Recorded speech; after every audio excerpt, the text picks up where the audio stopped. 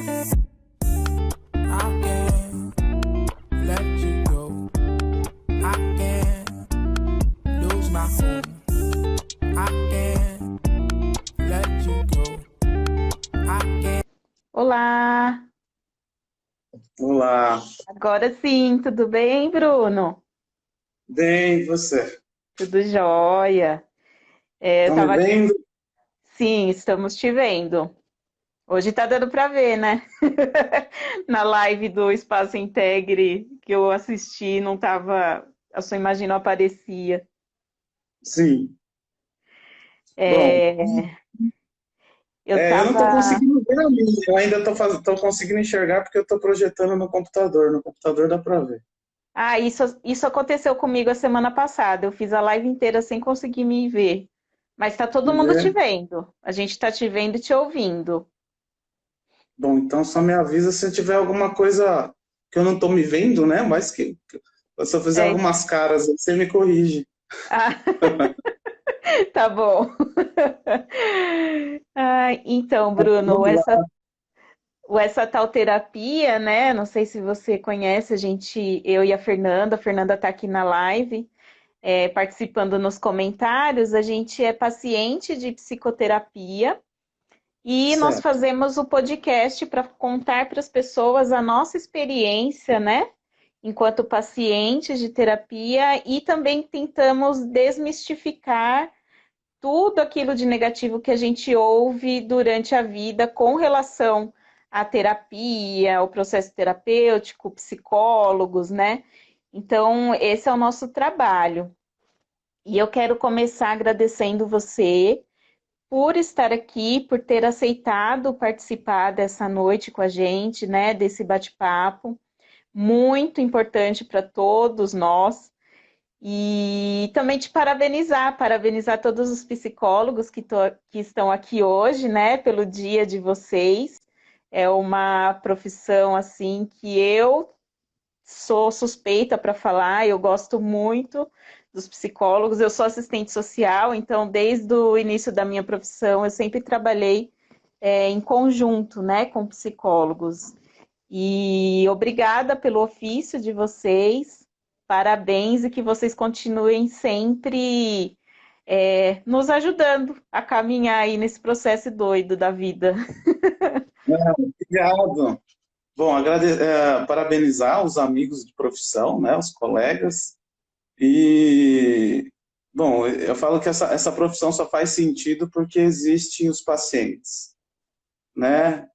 Existem vocês que buscam o nosso trabalho e que fazem sentido esse trabalho existir, né? Eu falo que ser psicólogo, acho que outras profissões também, né? Eu falo que a gente ganha em dobro, né? Porque eu falo, você receber para também poder ajudar pessoas, poder contribuir com a vida dessas pessoas, o sucesso delas, esse é o maior ganho que a gente tem, né? Que reforça o nosso propósito de continuar lutando, insistindo e acreditando no ser humano.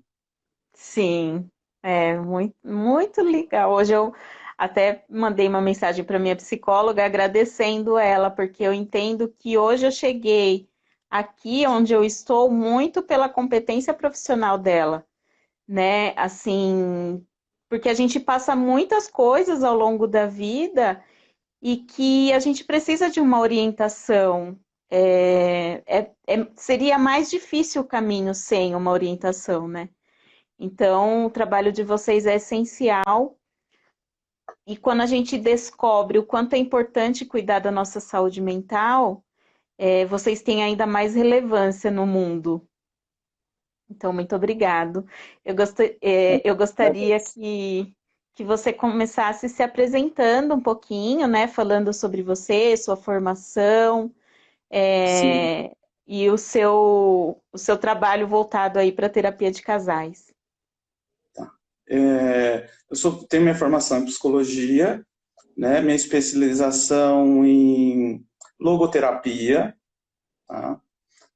Eu sou formado desde 2010, né, com clínica eu atuo desde 2015, mas com psicologia eu atuo desde 2006, porque eu trabalhei 10 anos no mundo corporativo, né, antes de ir para o trabalho clínico. Com casais, na verdade, eu falo que eu tenho experiência com casais desde os meus 25 anos, a 10 anos, porque mesmo não tendo a formação, eu sempre tive a oportunidade de dar assistência a alguns casais dentro do trabalho que eu desenvolvia dentro da igreja, né? E é legal porque isso depois brotou esse desejo de atuar dentro da clínica com casais, né? Legal. Principalmente depois que você casa, né? Você consegue se apropriar de tantas outras coisas e a psicologia tem ferramentas muito importantes para nos ajudar, né? Você trouxe esse aspecto de como a terapia nos ajuda. Eu falo assim, na nossa vida, as coisas não vêm com manual de instrução. A gente escolhe porque entende que tem uma vocação. E essa vocação faz a gente dar o nosso melhor. Mas eu falo que às vezes não basta a gente querer só dar o nosso melhor. Porque os desafios, eles são muito muito complexos. E a psicologia, ela tem essa capacidade de instrumentalizar a gente, de fazer com que a gente tenha conhecimento, fazer com que a gente desenvolva habilidades para lidar com esse propósito que é tão maravilhoso, né? Eu falo que viver o casamento é muito bom, né? Viver o casamento saudável é bom demais. Isso, um casamento saudável. É um desafio, né? Eu acho que quando a gente toma essa decisão de embarcar aí nessa jornada 2, ela precisa ser uma decisão muito consciente e sabendo que é um processo que não tem como ser sozinho. Eu acho que para mim, eu casei recentemente, né? Vai fazer 2 anos agora em dezembro que nós casamos. E para mim, eu acho que o maior desafio do meu casamento, para mim pessoalmente, foi entender essa parceria, essa coisa de que ele está aqui por mim e eu estou aqui por ele, entendeu? De ter um colo mesmo. Eu sempre fui muito independente, assim, eu nunca imaginei que eu ia casar. Mas aí nasce esse desejo, né? Essa vontade, parece que é algo que vai trazer mais sentido para você formar uma família com uma pessoa, né? Exato. Então, eu acho bem legal. E fala uma coisa, o que seria a logoterapia? A logoterapia é uma abordagem, é uma linha de atuação, como tem a comportamental, a psicanálise, né, a cognitiva, é uma linha que vem dentro de um viés da fenomenologia, né, porém é uma linha que não é tão... Agora está um pouco mais presente aqui no Brasil, mas ela é muito presente na Europa, né, ela foi desenvolvida por Viktor Frankl, que entende que o ser humano ele é movido a um sentido, né? Ele está sempre buscando um sentido. E o logo quer dizer sentido dentro da filosofia, né? Logoterapia é a terapia do sentido. Que entende-se que como o ser humano se dá conta desse propósito, desse sentido, não importa o como, se eu tenho um porquê, né? Sim. Então, e eu acho que vai de encontro quando a gente olha no porquê a gente decide casar. Se a gente olhar o como, né, as contas, os desafios, as diferenças, mas a gente quando entende o porquê, ou seja, o propósito, a finalidade, o para quê, as coisas começam a se desenvolver na nossa vida de uma maneira mais leve, né? Uhum. E aí, quando você fala, é justamente isso, é um despertar. A gente consegue entender que, tipo, solteiro tá faltando algo, né? Viver a vida de solteiro é como se gerasse um incômodo. E quando a gente olha para alguém, né, para o nosso companheiro, e entende que a gente pode viver esse algo mais em nós, Sim, né? Isso nos motiva a transcender todos os nossos medos, né? é Das verdade. contas, medo de um insucesso, medo, enfim, né, que tem que ter sua casa, de responsabilidades outras, além da grande complexidade que é o viver a dois. E é interessante quando você fala, né, de, Bruno, eu me identifico com essa questão de viver nesse companheirismo, né, e esse companheirismo dentro da logoterapia Bruno, eu encontro em mim aquilo que eu posso realizar com o outro.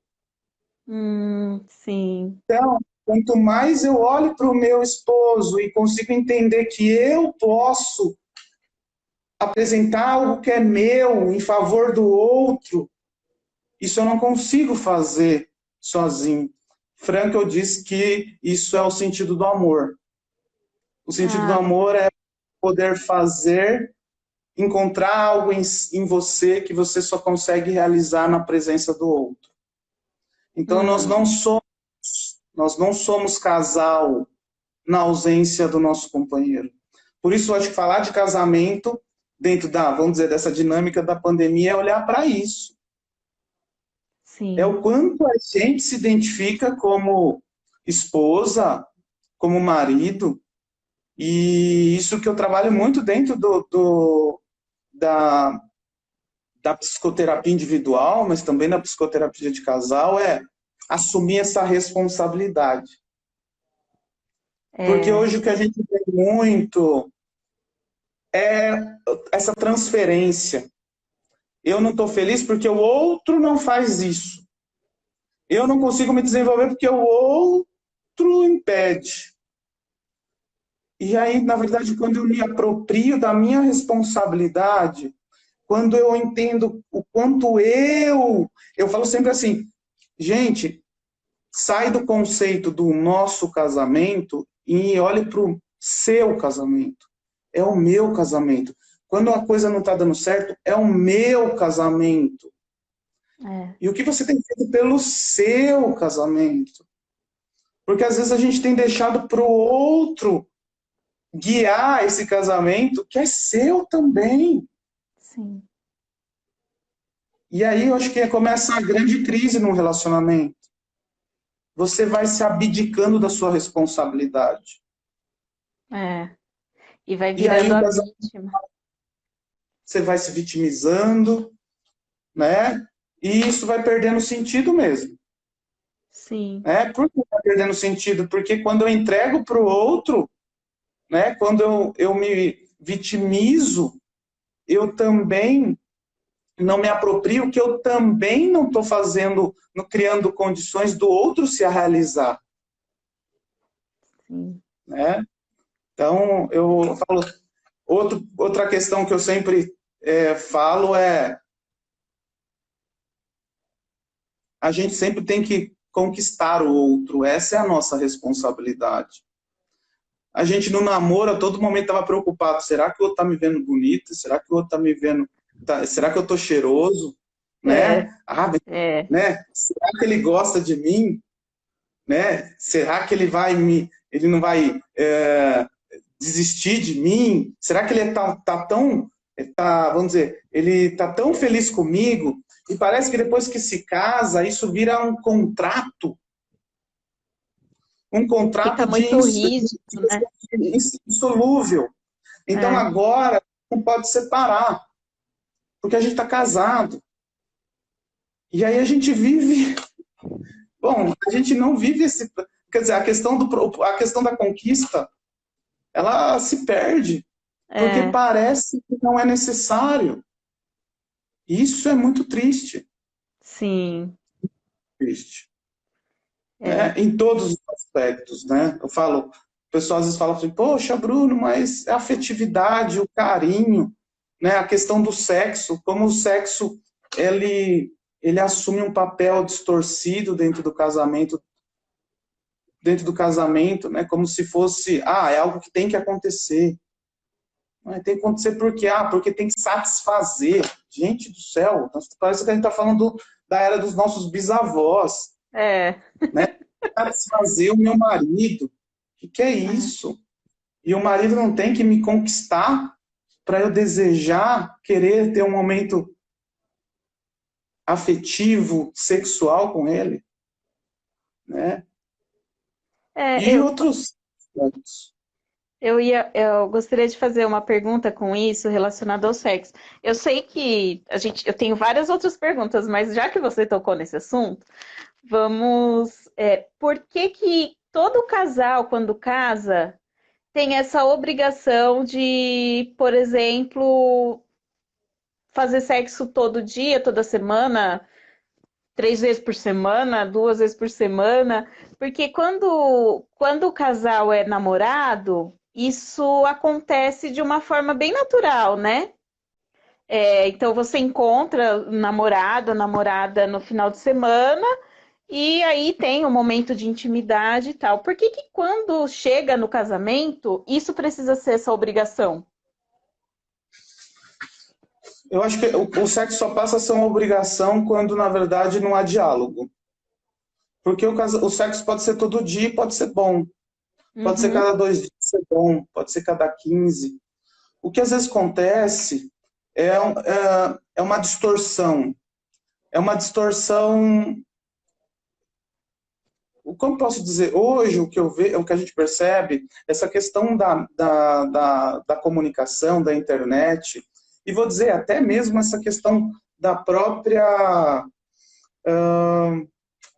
Desse senso comum que todo mundo tem falado, né? Hoje você vê as mídias sociais uma questão de sensualização, uma questão do sensual.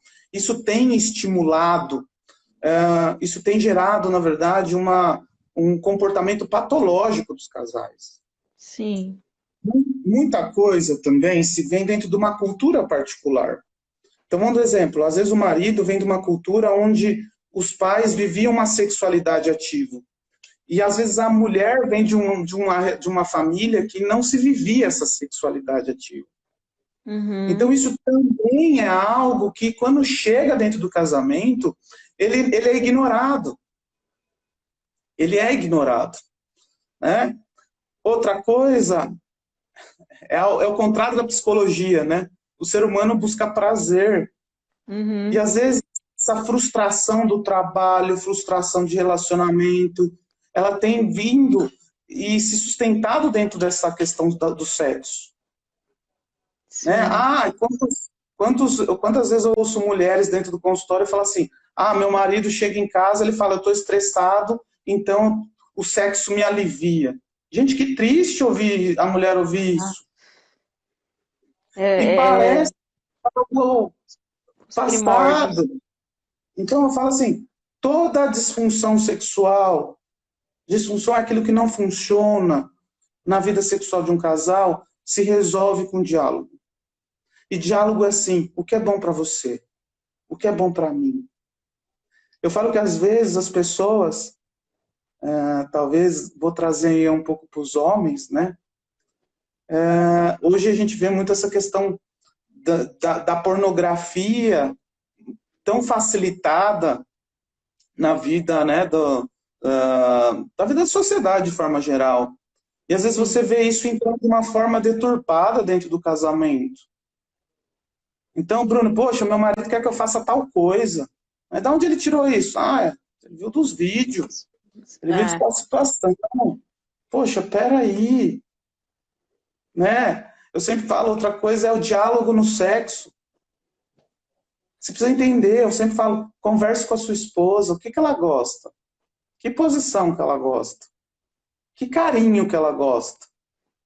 O que ela gosta? Ela gosta que você fale ao pé do ouvido? Às vezes eu falo que a gente fica falando, querendo ser o melhor, né? A mulher ser a melhor do sexo, mas não olha tua principal figura é o outro. Então eu quero fazer aquilo que talvez eu conversei na rodinha de amigas e lá falou que é legal, eu chego e apresento para o meu marido fala assim, o que você está fazendo? Ah, não. Não, porque lá as minhas amigas faz, minha amiga faz com o marido dela, então eu inventei para você. De onde você tirou isso? Conversar.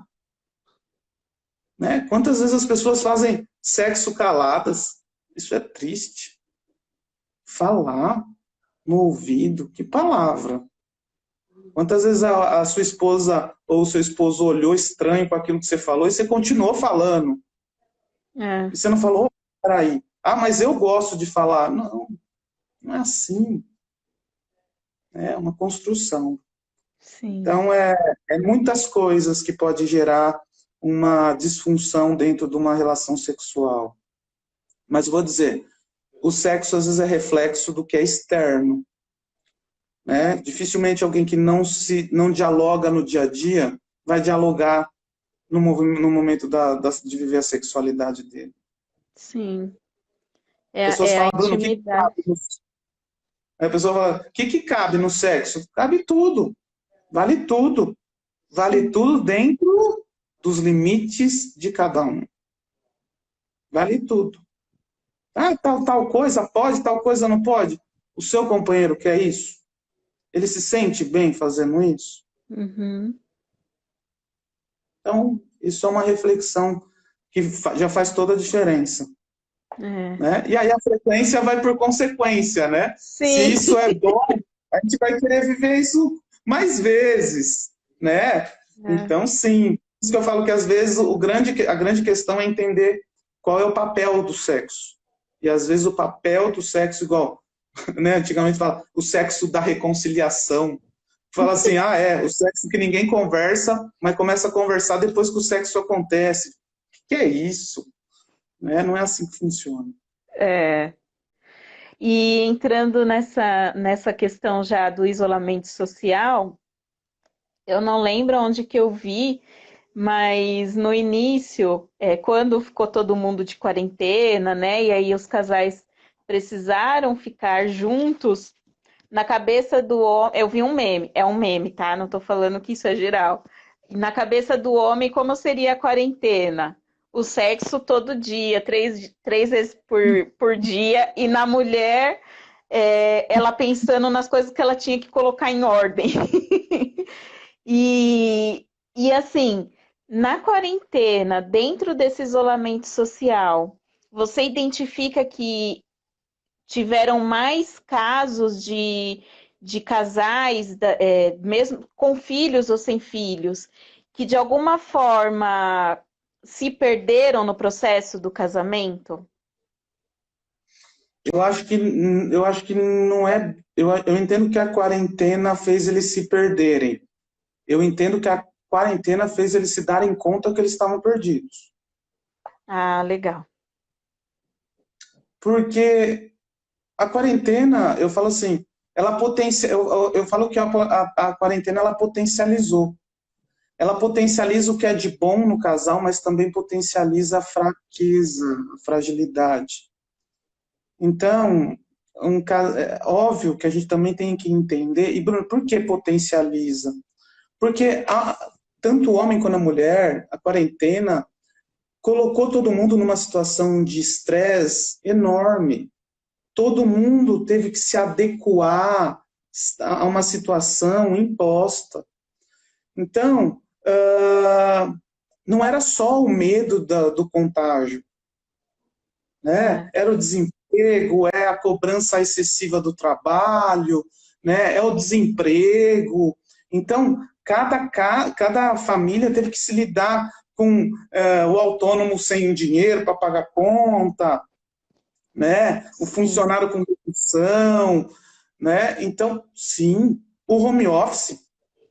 Você fazer o home office com a sua criança gritando do lado, né? Enfim, isso colocou uma situação extrema. E às vezes a gente olha isso como uma coisa muito...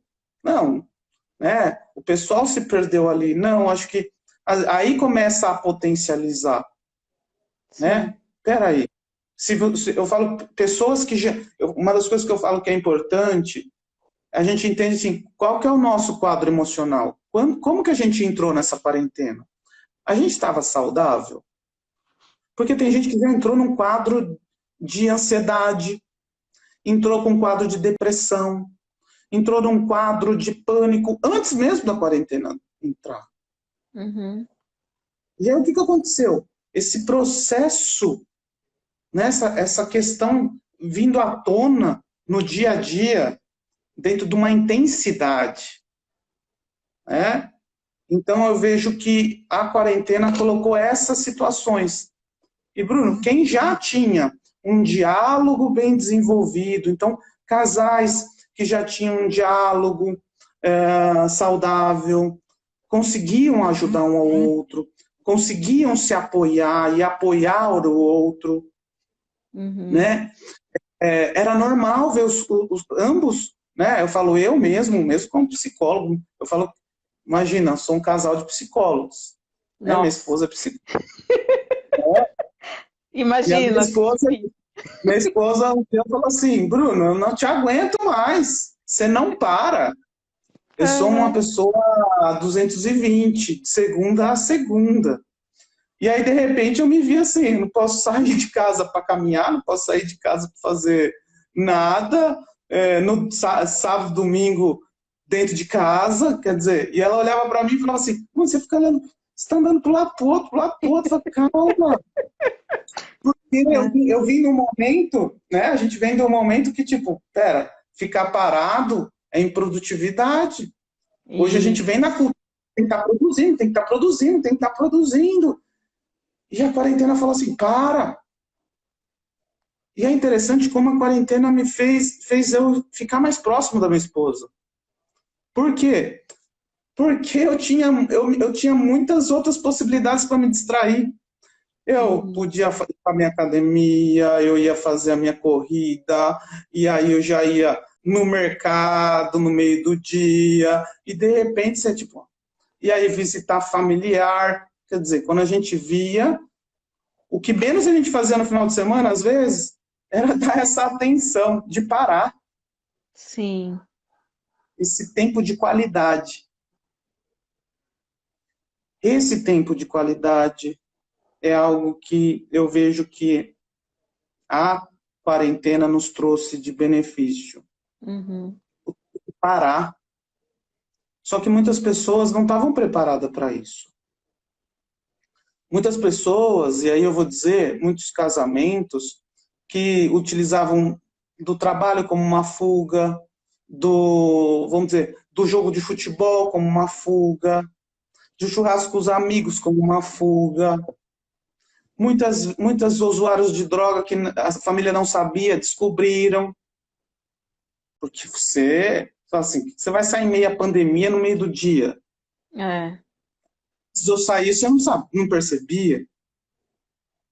Então, muita coisa veio. Muita coisa veio à tona. E coisas que as pessoas não estavam preparadas para lidar. Por quê? Porque não viviam de uma forma transparente, sincera, honesta, um com o outro. Então, uma das propostas da gente refletir aqui é como viver um pouco desse momento, né? E eu acho que quero trazer alguns pontos aqui, que eu falo que eu trabalho muito isso dentro do consultório, que é uma das ferramentas importantíssimas, que é a comunicação, que é o diálogo. E eu falo que uma das ferramentas que eu uso é as 5 linguagens do amor. Que lindo! Vou até anotar. Isso, as 5 linguagens do amor. Por quê? A gente tem que entender que cada um tem uma linguagem. Óbvio que a gente vai falar dessas 5 e provavelmente você vai se identificar e todo mundo que está acompanhando a gente vai se identificar com as 5. Mas vai entender que algumas dessas linguagens, elas são mais predominantes do que outras. Mas o que eu quero destacar aqui, eu quero que você preste muita atenção, quem está me ouvindo, é o que está faltando. Não é o que já está acontecendo, mas aquilo que você está deixando de fazer. Primeira linguagem do amor é palavras de afirmação. Bruno, o que é palavra de afirmação, né? Palavra de afirmação é você poder falar, elogiar o outro, falar o quanto o outro é belo, o quanto o outro te faz bem, como o outro faz, né, bem o seu café da manhã, como ele está bonito naquele dia, né? Essa linguagem que afirma, mas Bruno, o outro já sabe, eu já falei 1000 vezes isso para ele. O outro precisa disso. O outro Posso precisa só ouvir isso. Pode. perguntar? Que, por exemplo, assim, o meu marido, ele sempre fala, mas ele sempre me elogia, só que aí ele me elogia, eu faço assim, ai, Thiago, não adianta você falar isso porque eu tô horrível, eu tô gorda, eu tô feia, eu não sei o quê. Aí, agora ele mudou. Ontem ele falou assim pra mim, nossa, essas rugas aí na sua testa, tá parecendo que você envelheceu? E aí, é, todas aquelas palavras de afirmativas que ele falava, talvez de tanto eu negar, de tanto eu bufar e não aceitar aquilo de uma forma verdadeira, fez a inversão, né? Agora ele já tá me vendo muito velha. Exato. Mas eu acho que é interessante você ter uma atenção também, que normalmente a forma como o outro fala com a gente, às vezes é a linguagem do outro. Então, o que a gente tem que tomar também, estar atento a isso, né? Isso é uma linguagem que a gente fala, é a forma como o outro comunica o amor, é como o outro transmite. Às vezes ele está falando dele para você. E o inverso, quando você fala, não, mas eu não sou, peraí, ele está falando que ele te ama, ele está demonstrando que ele te ama desse jeito. Sim. E às vezes, vamos dizer, talvez ele esteja esperando isso de você também. E às vezes a gente fala assim, como a gente não tem o hábito de falar, o outro vai se sentindo murcho. Ele vai falar, pai, o outro não fala nada. Eu falo que isso, para a gente dar exemplo, para a gente poder desenvolver os outros, eu falo, é igual, eu tinha uma vez, atendi uma pessoa que falou assim, Bruno, meu marido, ele nunca elogia minha comida, mas ele sempre sabe falar que falta sal. Ele fica quieto, mas ele sempre traz o sal. E aí ele falou assim, Bruno, eu tenho a sensação que eu me torno cada vez impotente em poder agradá-lo. Uhum. Né? Então, quando a gente fala essa linguagem de afirmação, é você reforçar o quanto essa pessoa ela faz as coisas boas. Como ela é boa para você. E isso em questões físicas, mas nas questões práticas do dia a dia. Como eu me sinto confortável, acolhido, como você me apoia. Né? Você afirma que você identifica isso no outro. Outro ponto, que é o que a gente já falou um pouco aqui, é qualidade de tempo. Gente,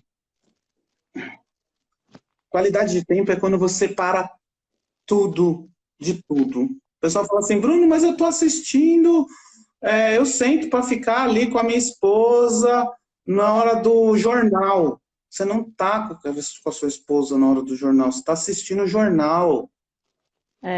Tempo de qualidade é quando um se direciona com o outro. É quando um está para o outro.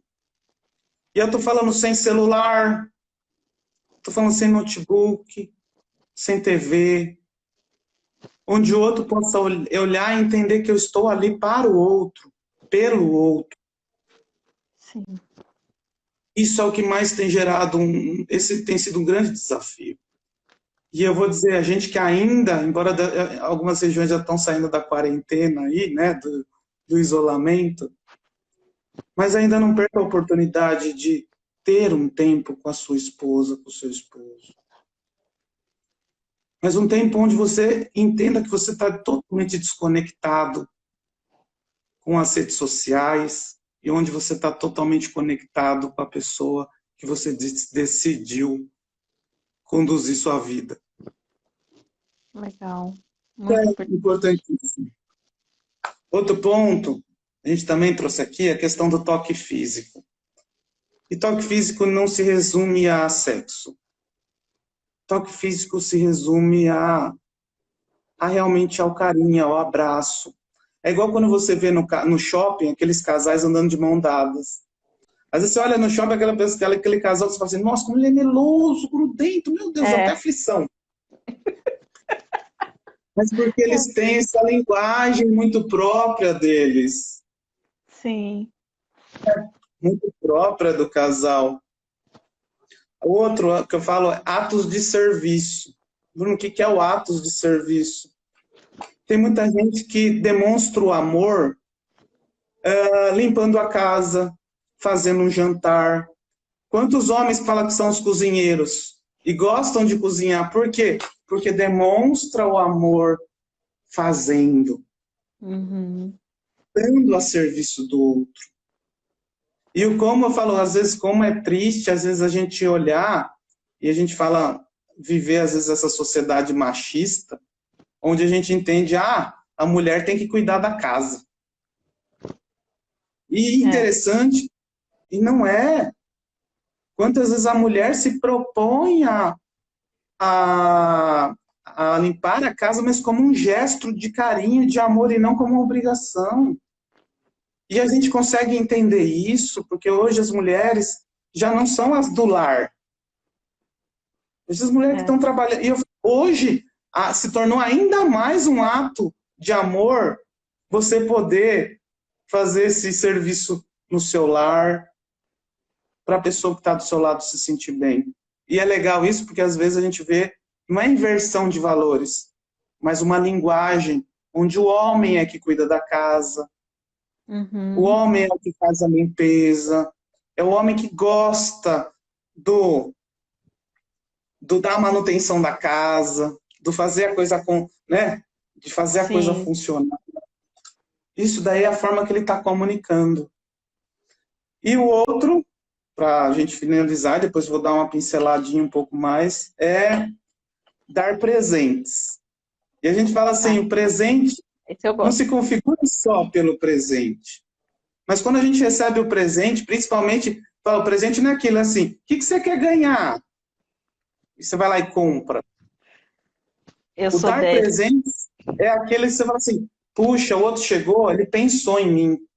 Quantas vezes você ficou sofrendo e fala, caramba, o que eu vou dar para aquela pessoa? E eu penso, eu falo assim, quando você dá o presente, o pessoal fala assim, essa pessoa me conhece. Essa pessoa se esforçou.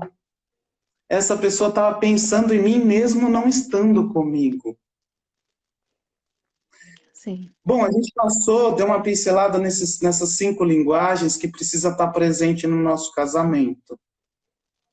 Mas, Bruno, o que você está querendo dizer?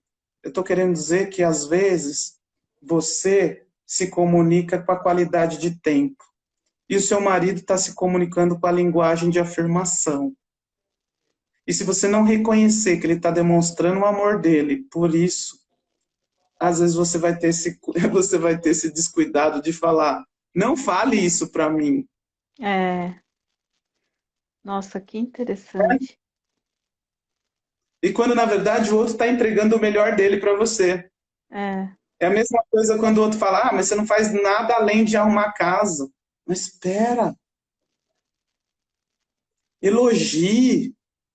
Valorize. O outro está demonstrando quanto ele quer fazer daquele momento da sua vida, aquele ambiente da sua casa o mais agradável para te receber. E não sei se você sabe, igual quando a gente vai receber uma companhia, uma visita em casa, né? Não, vamos faxinar a casa, porque a casa precisa linda para receber essas pessoas. Ela está ali. Então, essas 5 linguagens, ela tá presente, ela tem que estar presente na vida do casal. Tem que estar. Então, uma coisa que eu chamo a atenção, se você não está tendo tempo de qualidade, seu casamento está arriscado. Se Uhum. você não está dando para sua esposa ou para o seu esposo, seu casamento está arriscado. Se você não está sendo cuidadoso, né, cuidando da sua casa ou mostrando um cuidado, seu casamento está arriscado. Se você não está parando, pegando o seu sábado, o seu domingo, o seu momento de folga e parando com a sua esposa e falar assim, de olhar para o rosto dela e falar assim, se conectar e falar, estou aqui por você e você está aqui por mim. E a gente está no momento nosso de nos reconectar. Se não tiver o contato físico, o abraço. Quantos casais chegam dentro do consultório? E eu vou dizer, parece, eles chegam piores do que amigos. Porque um chega, depois 2 metros chega o outro. Nossa. Quer dizer, a questão, o relacionamento, ele está tão... Mas já está numa situação tão crítica que a presença do outro incomoda. Mas sabe por quê? Porque a gente não foi exercendo esse contato físico como um ato de amor. Uhum. Tem casais que acham estranho beijar ainda. Ah, porque a gente é casado, não precisa beijar. Ah, porque a gente é casado, não precisa falar que ama. O outro sabe. Gente, isso é uma constância. Então, essas são, vamos dizer, essas são um pouco das formas da gente viver esse momento de estresse, de, vamos dizer, de turbulência, de imprevistos no nosso casamento, dessa forma. Então, se você, eu falo, fale mais que você ame sua esposa. Fale mais que você quer ter um momento com ela. E quando eu estou falando vocês que têm filhos, tenham um momento com o seu esposo. Não deixe, não, eu falo, uma das coisas que eu trago qual é a primeira missão? Casar. O que vem primeiro, casar ou ter filhos?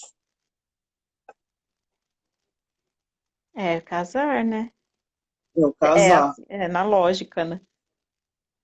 Então, é o casar. E o que a gente está dizendo? Bruno, eu preciso ter um casamento para poder ter filho. Mas depois eu entendo que eu preciso só ter filho. O casamento não precisa mais estar ali.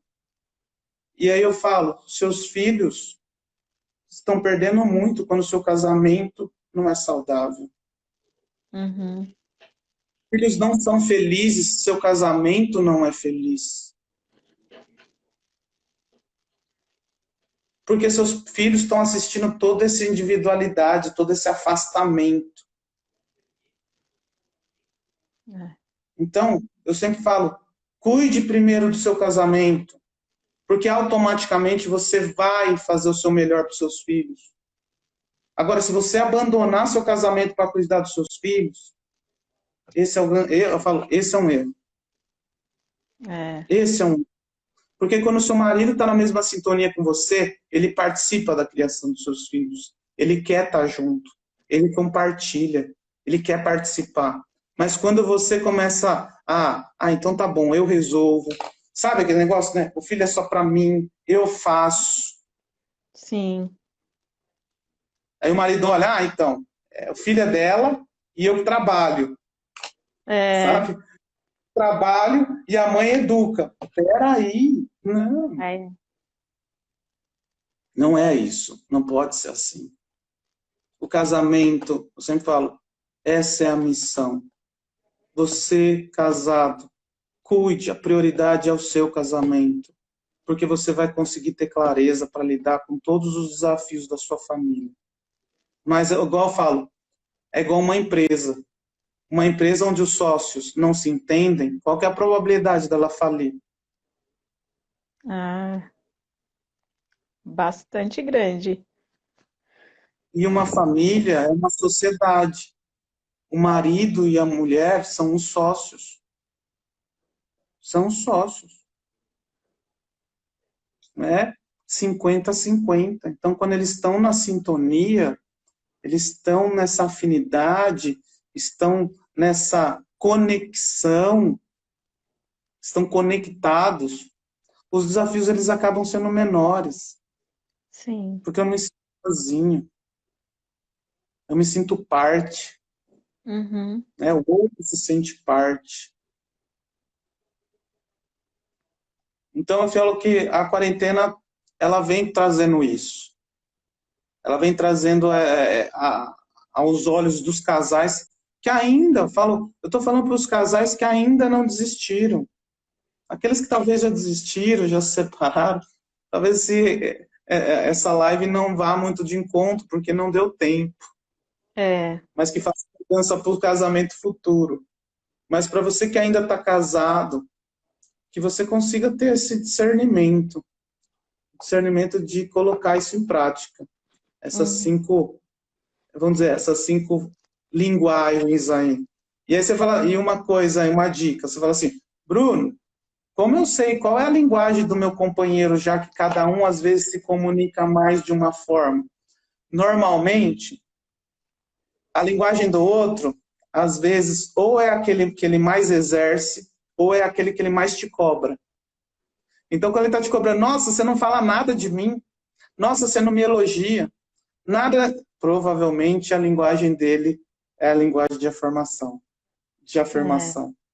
Como também você fala, nossa, você foi viajar e você não me trouxe nada. Né? Ai, você nunca lembra de mim. Então, gente, não sejamos egoístas. Olhamos para o outro.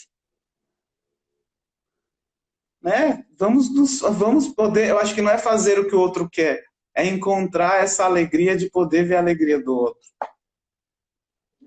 Como a gente se sente bem quando o outro está bem. Por quê? Porque a gente se sente parte dessa...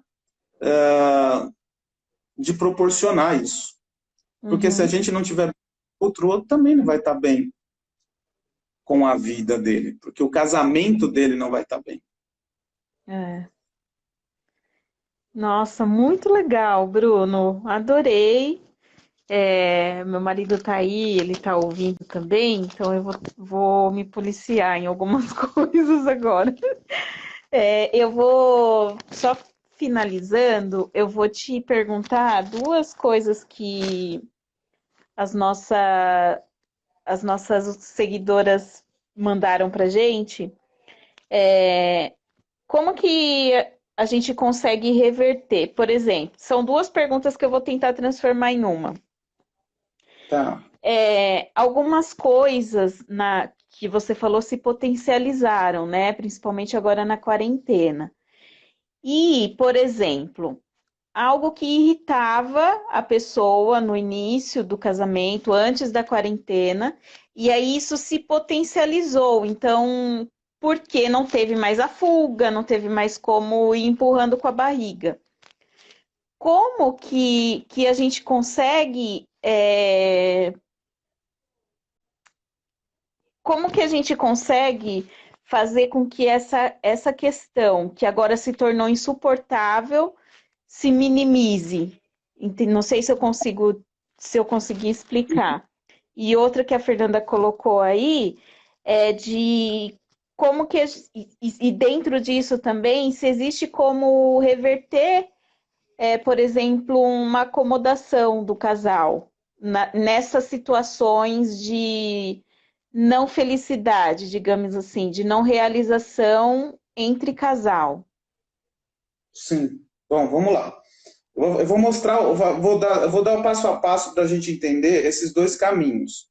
A gente precisa entender que a ferramenta principal para a gente solucionar qualquer questão dentro da vida do conjugal é diálogo. Diálogo.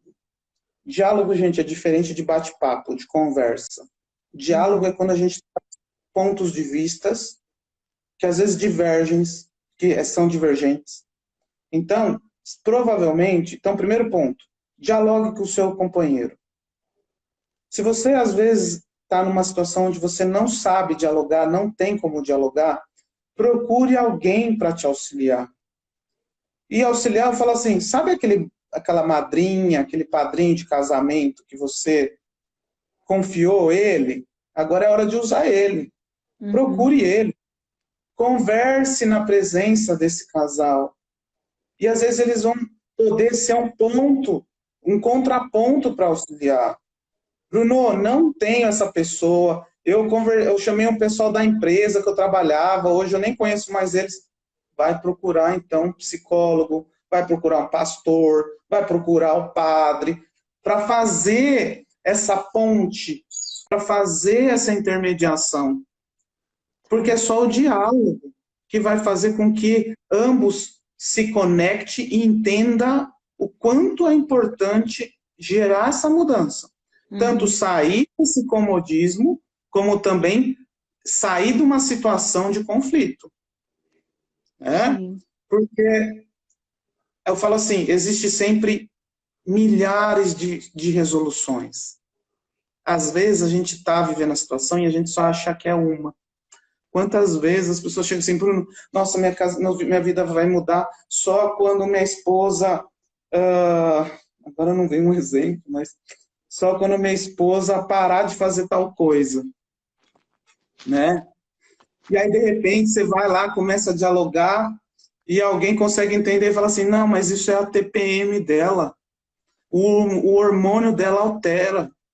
E aí, a partir dessa compreensão de que não é ela quer fazer aquilo, mas ela não tem controle sobre aquilo.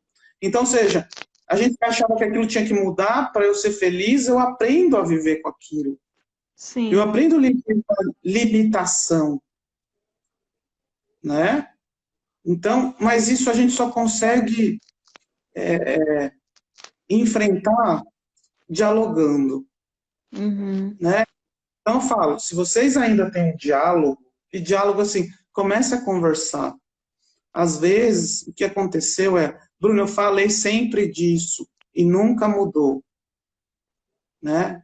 Então, se você já falou disso e nunca mudou, faça esses caminhos. Procure uma terceira pessoa. Procure uma pessoa que vá fazer essa intermediação, vai intermediar esse diálogo. Sim. Tá? Não tem muito, a gente não tem muito o que fazer. Bruno, eu falo assim, casamentos que ainda estão numa situação difícil. Eu falo assim, se você acredita, eu falo assim, se um dos casais acredita ainda que o casamento deles ainda tem um potencial para restauração, procure ajuda. Porque se tiver 1% de chance desse casamento se restaurar, ele vai acontecer. Ele só não acontece quando os dois desistem. Mas quando um ainda acredita, ainda tem alguma coisa a ser feita. Ah, que lindo, muito legal. Né? Bom, acho que a gente está quase finalizando, né? Já está terminando. Bruna, eu quero te agradecer muito por todo esse conhecimento que você trouxe, todas essas dicas, essas palavras inspiradoras. Eu acho que é muito importante a gente ter pessoas que ainda hoje acreditam em casamento, né? Acreditam na força de um casal, independente se é um casal hétero, um casal homoafetivo, esse companheirismo, essa parceria entre uma dupla que quer constituir uma família, que quer levar o bem para o mundo, é muito importante. Então, obrigada mesmo. Eu gostei muito de tudo que você trouxe aqui para gente. Esses conselhos, essa linguagem que eu vou com certeza começar a observar mais. E obrigada por você ajudar os casais a se entenderem, se encontrarem. Eu vi muitos casamentos infelizes, né? Pessoas infelizes numa relação. E o meu medo sempre foi ficar igual, né?